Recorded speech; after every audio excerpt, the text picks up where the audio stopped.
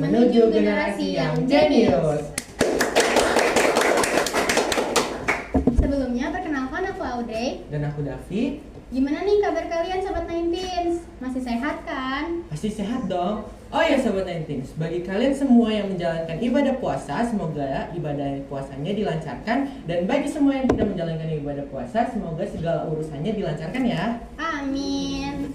Nah, di episode kali ini kita akan membahas seputar Tarawih dan Idul Fitri nih guys. Wah, kayaknya kalau kita berdua yang bahas kurang seru deh. Iya tuh, jadi untuk itu kita punya narasumber spesial lagi nih. Dengar-dengar beliau pernah berkuliah selama 11 tahun di luar negeri.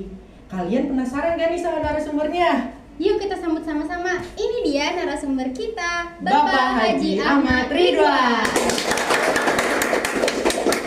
Pagi Bapak, sebelumnya gimana nih kabarnya? Alhamdulillah baik-baik. Alhamdulillah. Puasanya lancar Pak? Alhamdulillah lancar. Kalau boleh tahu, di SMP Negeri 19 Depok ini Bapak mengajar mata pelajaran apa? Pendidikan Agama Islam dan Budi Pekerti kelas 7 dan diperbantukan kelas 9 karena guru agama Islam itu sudah pensiun di bulan Februari, bernama Bu Mariana. Iya. Kalau misalnya Bapak ini jadi wali kelas atau hanya guru mapel aja? Wali kelas 72 Jadi dan hanya kelas guru 7. mapel juga di kelas-kelas yang lain. Guru mapelnya itu di kelas 7 aja atau kelas 8 ada? Kelas 7 1 sampai 7 11 dan diperbantukan di kelas 9 5 kelas. Oh ya, mungkin di sini ada yang belum tahu sama latar belakang pendidikan Bapak. Boleh mungkin Bapak bisa cerita sedikit tentang latar pendidikan Bapak? Oh, dari SD-nya. Iya. Kan kita dengar-dengar Bapak 11 tahun nih kuliah di luar negeri. Justru lebih dari 11, 13 tahun karena saya sambil kerja. Kerja apa tuh Pak? Ya, kerja kadang jualan bakso untuk mencari tambahan karena saya nggak pernah dapat dari orang tua. Pengiriman uang itu dulu tuh susah. Nah, jadi kita sambil belajar sambil berkarya. Artinya bikin bakso atau bikin tahu atau bikin tempe itu rata-rata masih seperti itu. Kalau yang di Cairo ya, Mesir itu. Itu untuk menambah uang saku. Nah, atau kita umroh ataupun haji setiap tahunnya itu untuk juga mencari sambil ibadah sambil mencari cuan atau uang itu. Biasanya seperti itu. Nah, itu dulu saya itu ini dari SD ya? Dari SD itu saya di Jakarta. Ya, di Sekolah Dasar Islam Najahut Tholibin Jakarta Selatan. Itu 6 tahun, lalu berlanjut ke pondok pesantren di Jakarta juga ya. Dari Najah itu 6 tahun. Jadinya 3 tahun itu MTS. Lalu dilanjutkan dengan aliyah atau SMA itu.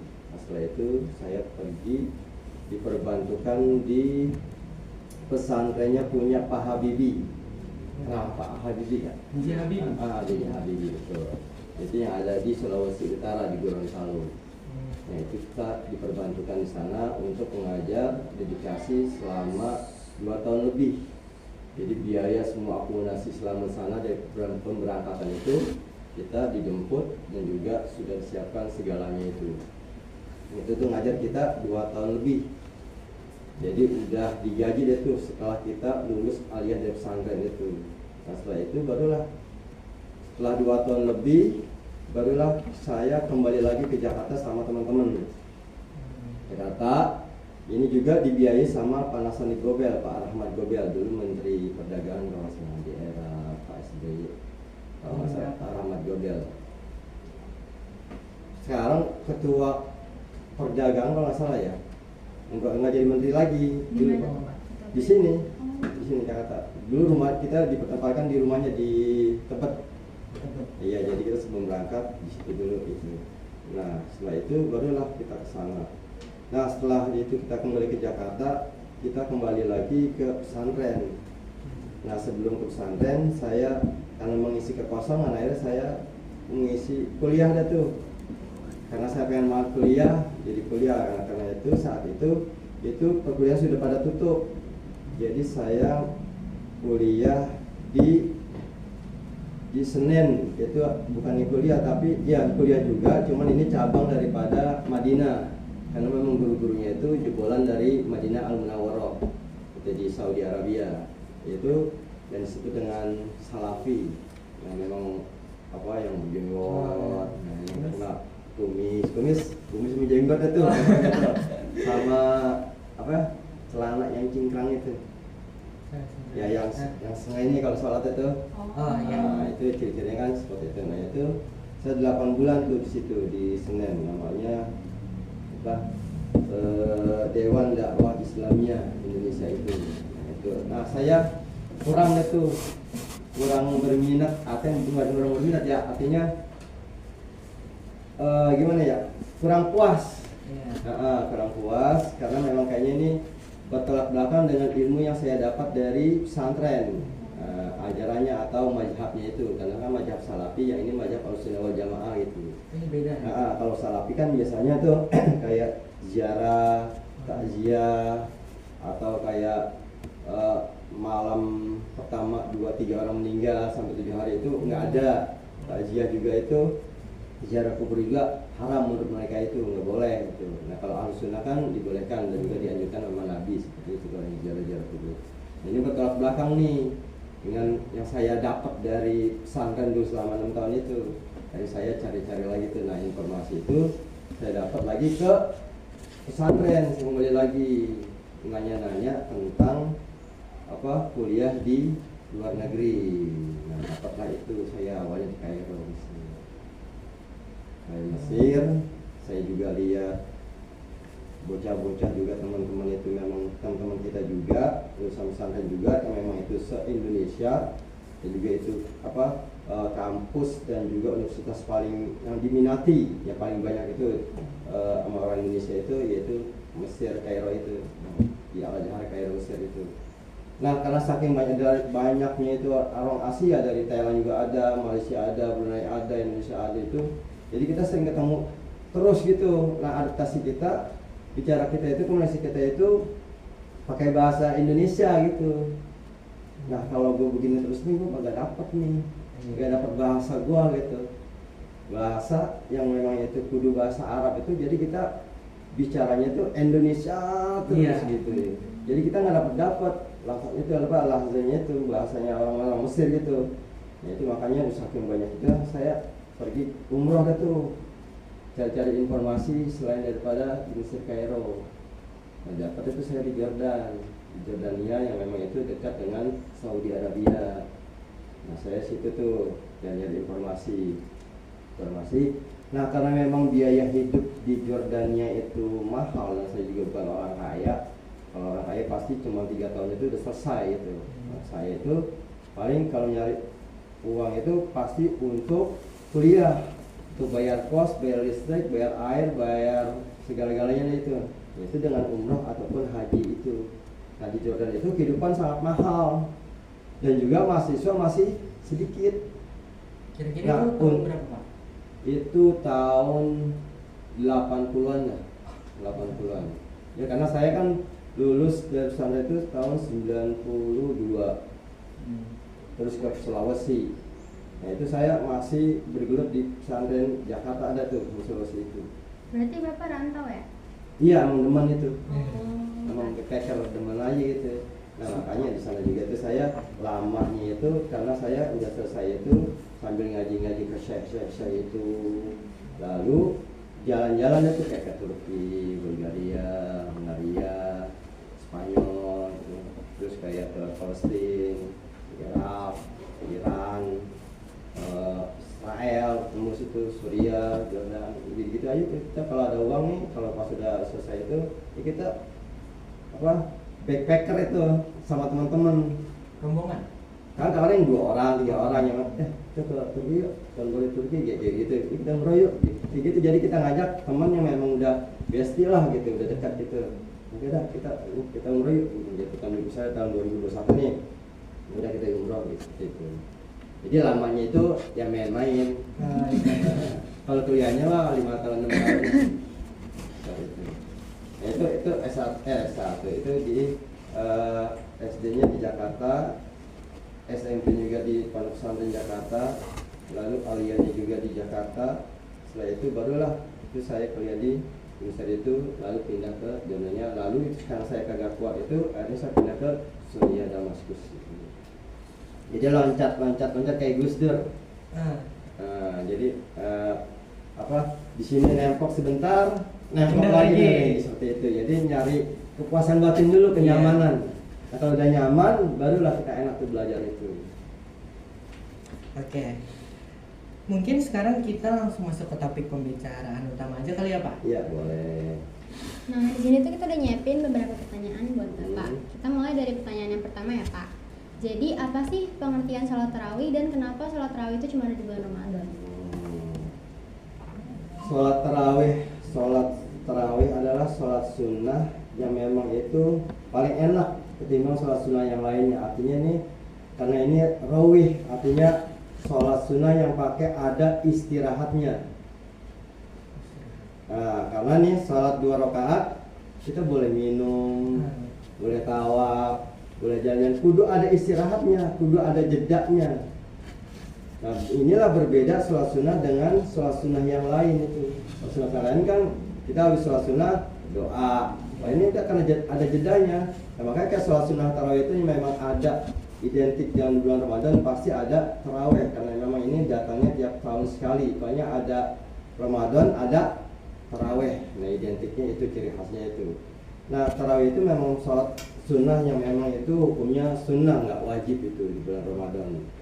Karena kalau kita kerjakan kita dapat pahala, nggak juga nggak apa-apa. Boleh juga kita kerjakan secara jamaah, pahala yang lebih banyak, sendiri juga boleh. Pokoknya jangan sampai nggak mengerjakan sholat sunnah tarawih yang memang itu datangnya setahun sekali itu.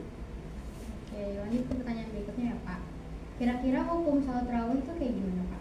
Ya, itu yang tadi saya bilang, sholat sunnah tarawih adalah hukumnya sunnah muakkad.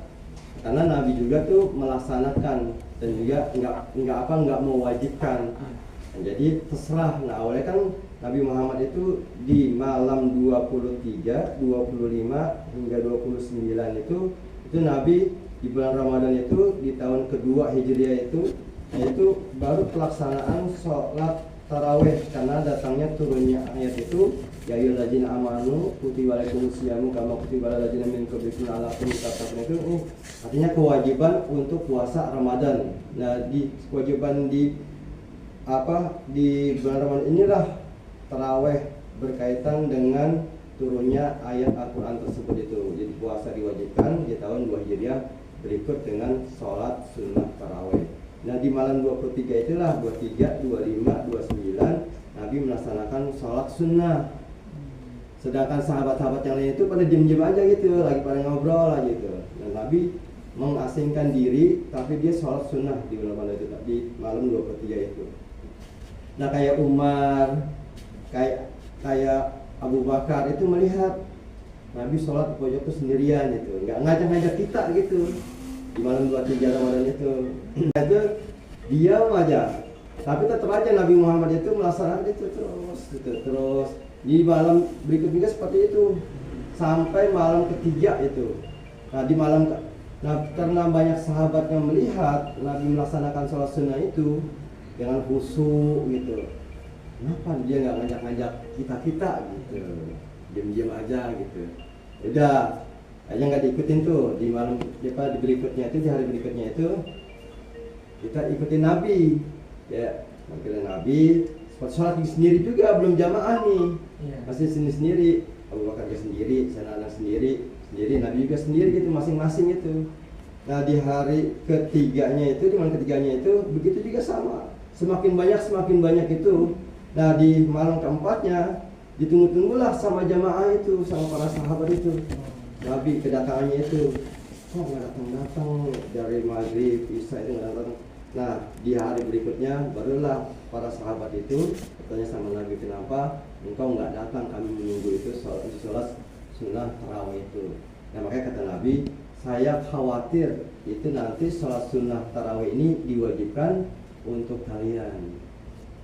Nah, saat itulah tuh makanya hukumnya bukan wajib tapi Sunnah. sunnah, tapi sunnah muakkad dianjurkan, ditekanin karena ini memang datangnya setahun sekali itu. Sayang kalau nggak sholat tarawih di bulan Ramadan itu. Kira-kira ada tips gak sih Pak biar istiqomah salat tarawih full sampai akhir Ramadan? Tipsnya gimana ya? Niat. Pertama kan niat itu. Innamal a'malu binniyat. Kalau memang kita mengistimewakan bulan Ramadan ini yang memang datangnya setahun sekali, itu kita pasti ada ancar-ancarnya, gue mau puasa yang full, gue mau tarawih yang full, gue benar-benar mau meningkatin ibadah lah di bulan Ramadan ini. Berarti yang pertama itu niat. Ya, jadi dibuatkan niatnya. Makanya kata Nabi itu dalam sabdanya itu, man qoma ramadhana imanan wa ihtisaban ghufira lahu ma taqaddama min dhanbi. Barang siapa yang bertarawih, yang sholat sunnah tarawih di bulan Ramadan, yang menghidupkan bulan Ramadan di malamnya itu dengan sholat sunnah-sunnah yang lainnya, dengan zikir, dengan tadarus, dengan sholat tarawih itu berjamaah di masjid ataupun mushola, dengan ikhlas karena ridhonya juga Allah Ta'ala itu, mengharap ridhonya Allah juga dan juga ampunannya, maka dia akan diampuni dosanya. Ghufira lahu ma taqaddama min dhanbi.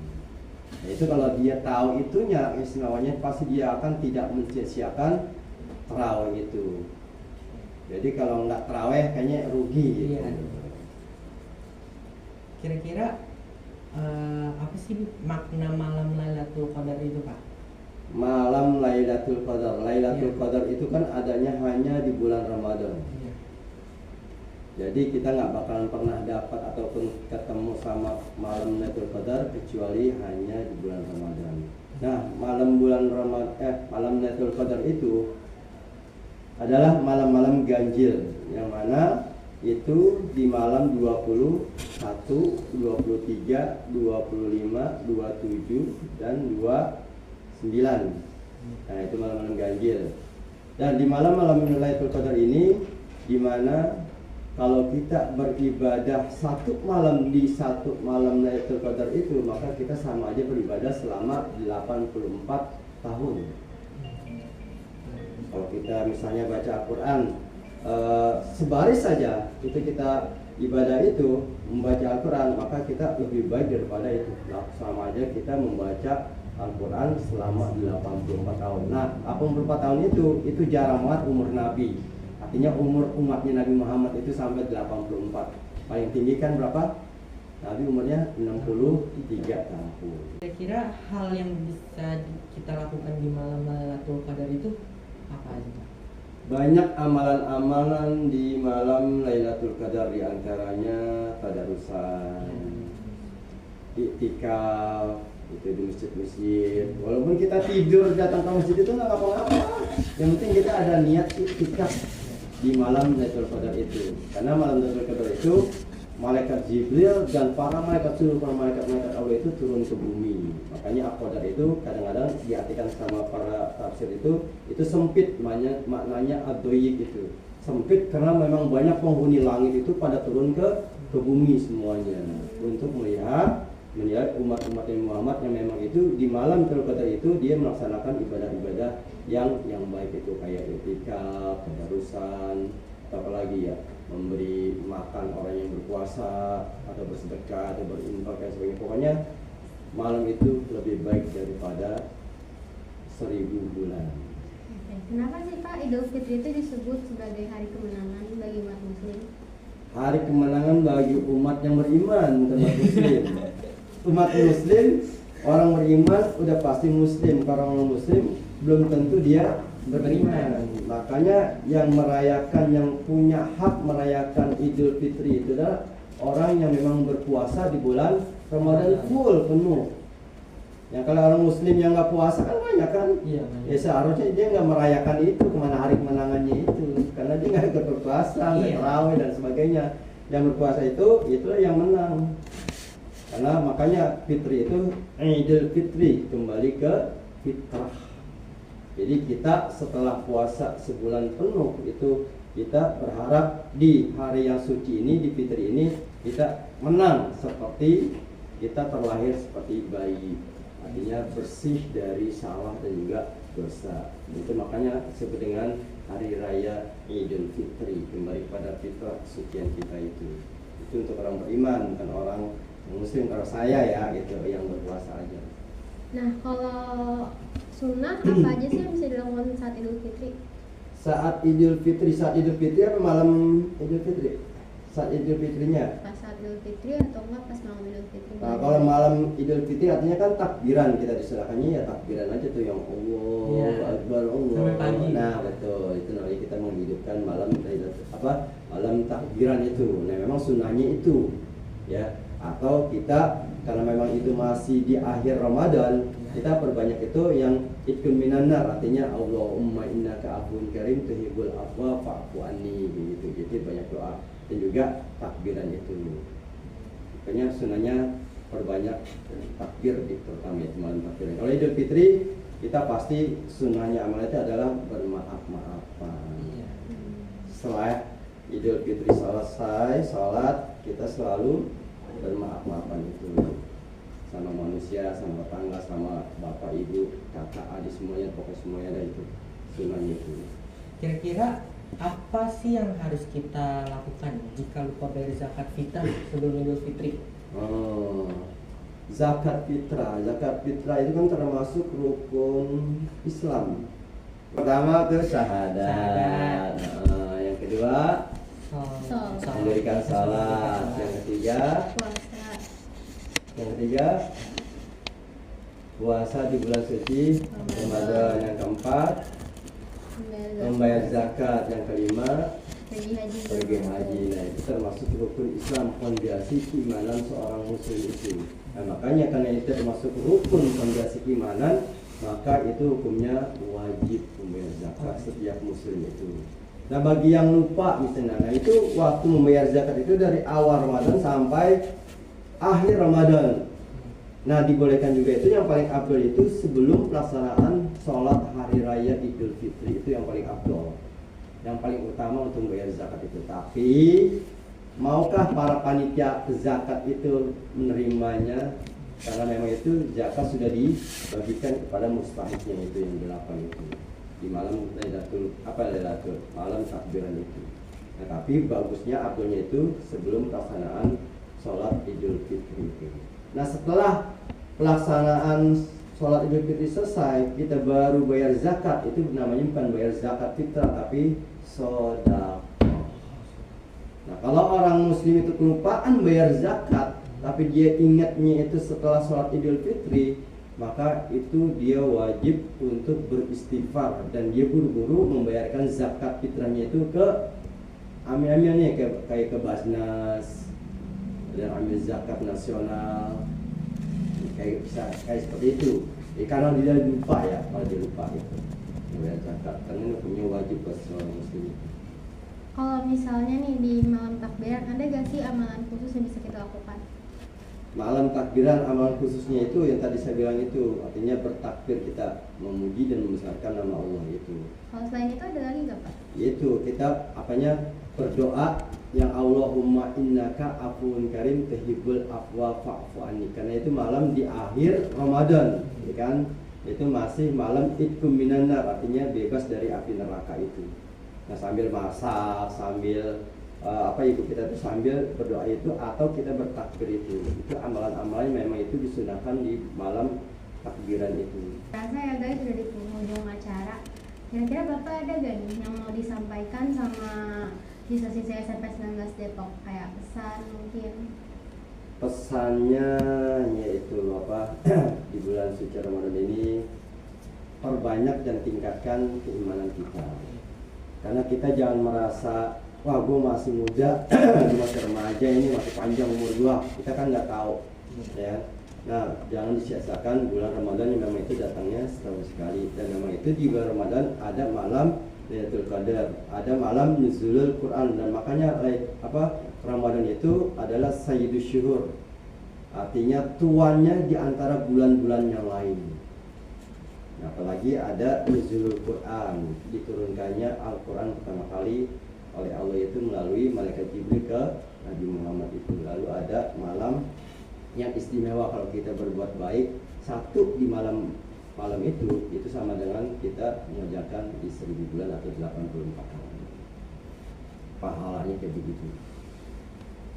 Nah guys, tadi beberapa materi seputar Tarawih dan Idul Fitri. Semoga yang sudah Bapak Ridho sampaikan bisa bermanfaat untuk kita semua. Amin. Sebelumnya, terima kasih Bapak sudah mau berbagi ilmunya.